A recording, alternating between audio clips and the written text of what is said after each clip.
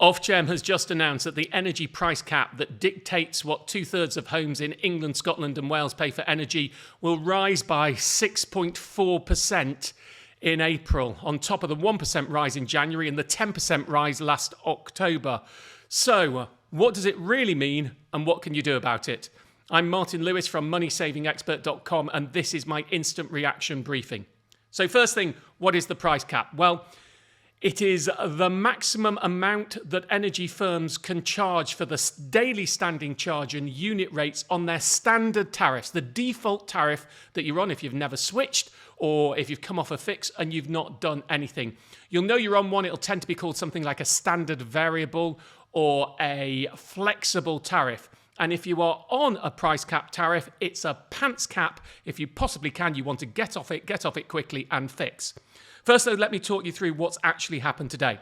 So, we've had the announcement that the price cap will rise 6.4% in April. In simple terms, that means for every £100 of energy you pay right now, from the 1st of April and through May and June, you will pay £106.40 for it. But in reality, it's more complicated. Because what the regulator does is it limits the standing charge, the daily charge, the horrible daily charge that you have to pay just for the facility of having gas and electricity, and the unit rate. And those are changing slightly differently to the way you may expect. Let's do electricity first. This is the average UK direct debit price cap. That is going up 8.7% on the unit rate, but down an average 12% on the standing charge.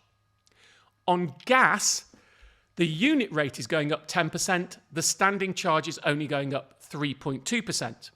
So in reality, lower users, let's say someone on £100 a month, will see a less than 6.4% rise. It'll be about 5% on £100 a month with lots of assumptions. Whereas higher users will see a higher rise. Someone paying £300 a month will probably be seeing a rise of around 9% on their energy bills in April.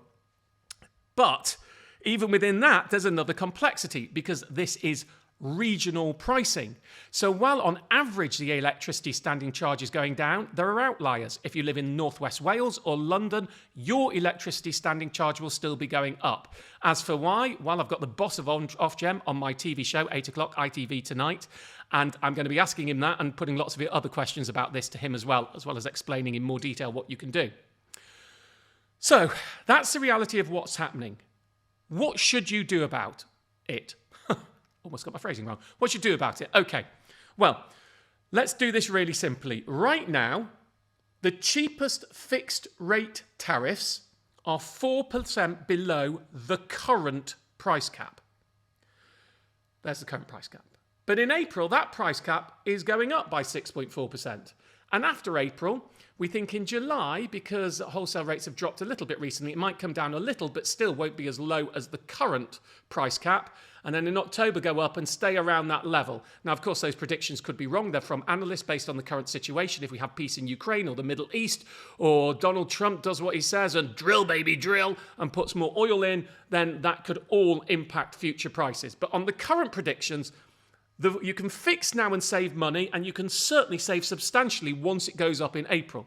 So what you want to do is do a whole of market comparison to find your cheapest fix, because your cheapest fix depends on where you live and how much you use.